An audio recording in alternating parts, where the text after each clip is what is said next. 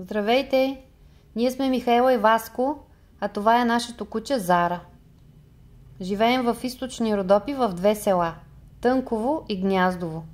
В този канал споделяме моменти от живота ни на село, но също така споделяме любовта си към водните спортове и пътувания до интересни места.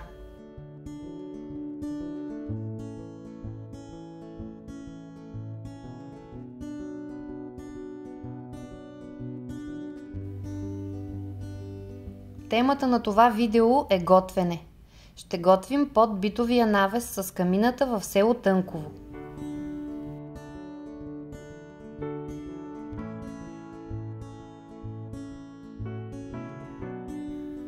И понеже е сезонът на тиквите, реших да използвам една малка тиква за гювече и да я напълня с запържено месо, зеленчуци и подправки.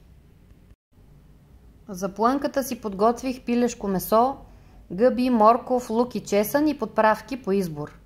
Аз обичам много розмарин, който е с доста силен аромат и е добре да се остави като доминираща подправка, затова го комбинирах с червен, бял и черен пипер и малко дива чубрица. Не се сдържах и нея много я харесвам. Солта е на вкус, както винаги.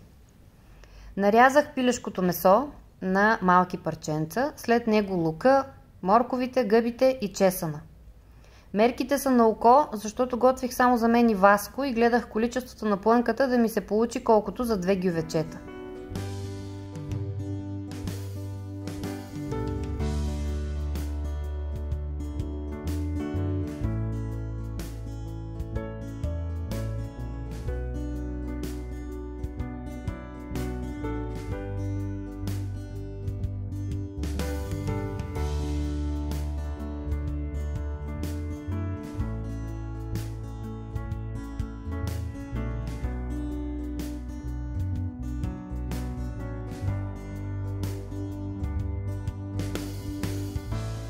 В голям тиган запържвам лука, морковите, гъбите, пилешкото месо, добавям подправки и бульон и оставям да покъкрят заедно на котлона, докато омекнат и им се смесят ароматите.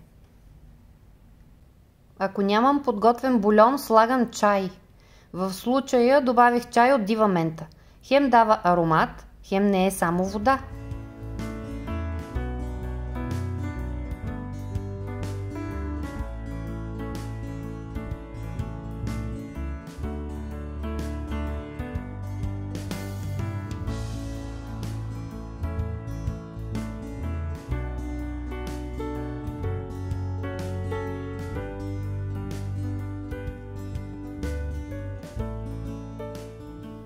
Докато плънката ми увира на котлона, разрязах тиквата на две половинки и ги издълбах.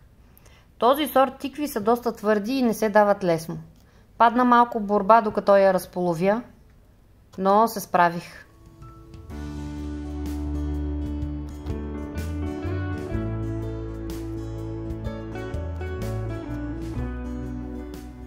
Следва премахването на вътрешността.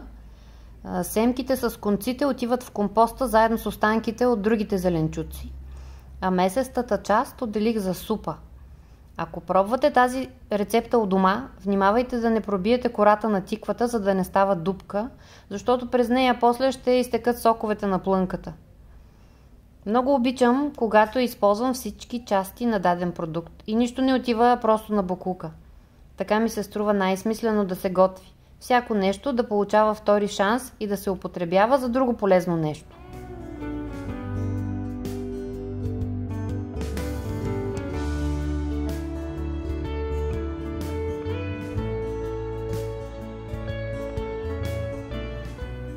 И ето ги, гювеченцата ми от тиква. Станаха чудесни, с точната големина и форма. На дъното първо слагам масло. Без него също не мога. Маслото за мен е щипката любов към ястието. И напълвам с плънката.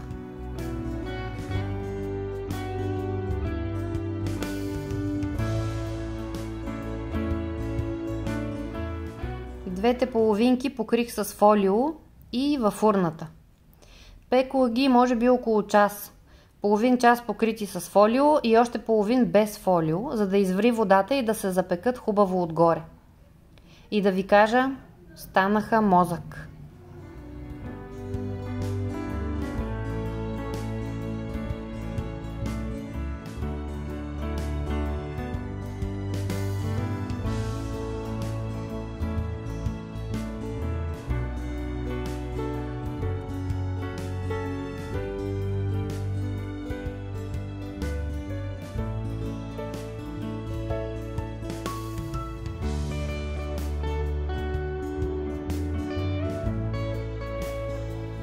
Към това ястие добре си подхожда млечна салата, която аз приготвих с кисели тиквички вместо с кисели краставички. Плюс любимата и на двама ни балканска салата с домати, краставици, лук и чушки. Тази комбинация на Балканите се среща под всякаква форма. Шопска, гръцка, сръбска и така нататък, карашък салата в Турция. Разбира се, с различни подправки и сирене, но с еднаква основа. По една чаша аперитив, печката да бумти и сме готови. Сладостта на тиквата много добре си пасва с плънката от месо и зеленчуци.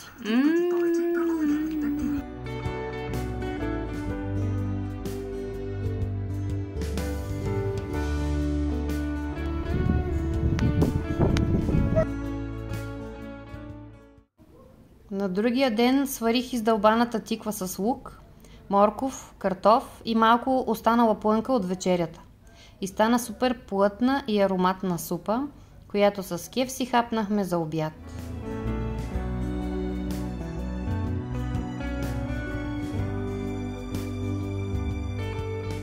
През уикенда имахме и гости, с които също изкарахме един обяд под навеса пред камината и въпреки, че е декември, е приятно да си навън, да си гледаш двора, а гърбът ти да се нагрява от огъня в камината.